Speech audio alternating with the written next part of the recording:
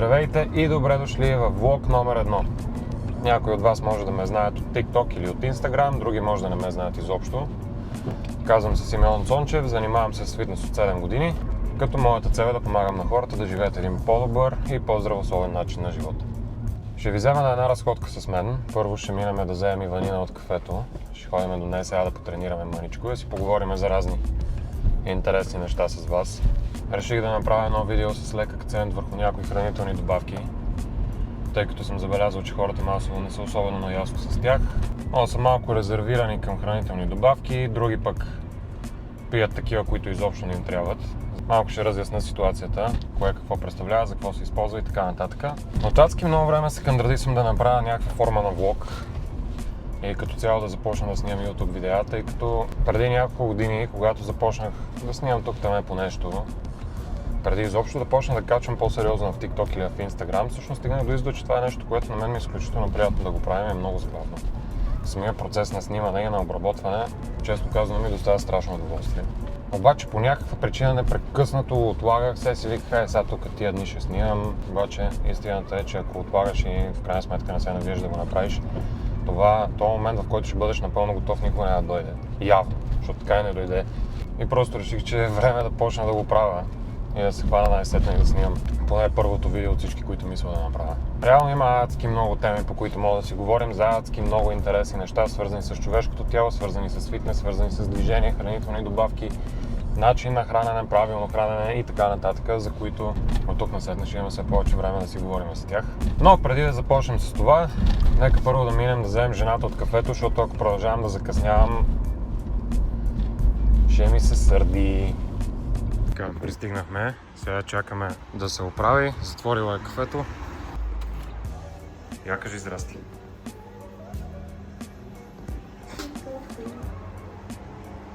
Само аз ли чак сега разбирам, че това събота и неделя тук е пълно?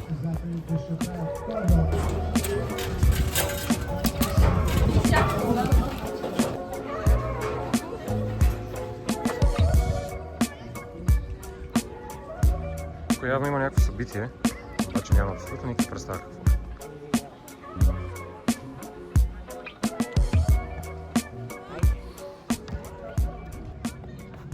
Бягаме сме до тук, сега е време да направим една тренировка за крака, която ще се състои главно от спринтове, като идеята ми е да направя 10 спринта.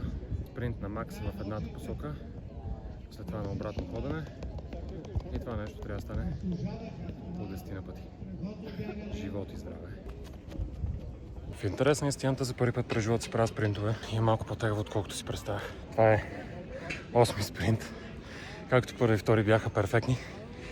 В момента направо да се чувствам краката уникално. Много яко. Добре, и 10-ти спринт е готов. В крайна сметка не е чак толкова гадно, колкото си мислех. Всъщност е доста забавно, не е чак толкова изморително. Определено мога да почна да го правя малко по-редовно. Сега време малко почивка, правим малко лостове, се видим след малко. Сега време да си поговорим малко за креатина и това какво представлява той и какви странични ефекти има, за кой е подходящ и кой може да го използва. Много хора са доста резервирани от гледна точка на приема на креатин, тъй като особено човек, ако не е чел и първоначално като чуе някаква хранителна добавка свързана с фитнес и веднага се приема нещо, някаква форма на стероид или нещо подобно. Като креатина реално е една от най-проучваните хранителни добавки. Да, използва се от главно хора, които се занимават с фитнес и хора, които тренират.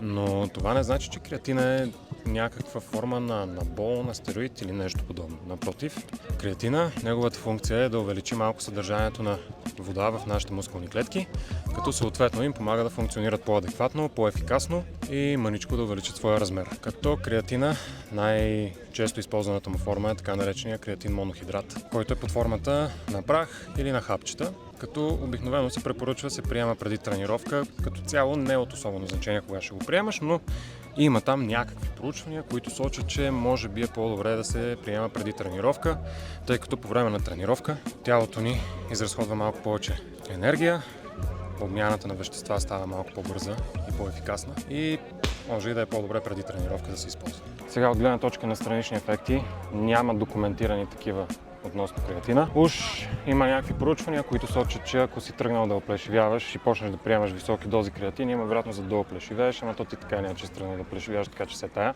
Дали ще е една година по-рано или една година по-късно, няма никакво значение.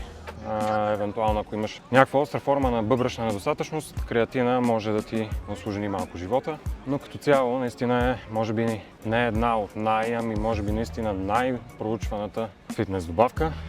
И бих препоръчал на всеки един, който се занимава с някаква форма на тренировки, да я пробва. Мене лично ми харесва изключително много. Пил съм го много дълго време, спрях поради простата причина, че забравям да го пия и като го пия един път на 3-4 дена, то наистина просто няма смисъл. Креатина, общо взето, е много готина добавка. Препоръчвам с две ръце. Пробвайте, ако не ви хареса, не го пийте, ако ви хареса, си го пийте. Надявам се, като за първи влог да ви е харесало. Ако е така, абонирайте се, харесайте и живот и здраве, ще се видим отново. Си представям какво да искаш да стане. След това другият трябва да тръгне след това. Демек да ти помогнат, ще обърнат и двата крака. Аз ще обърна единия, но поне съм забравила вече втория и много рязко падам и си падам на гърба. Ще стигна горе, че ще ми хванеш крака. Добре. Бавно.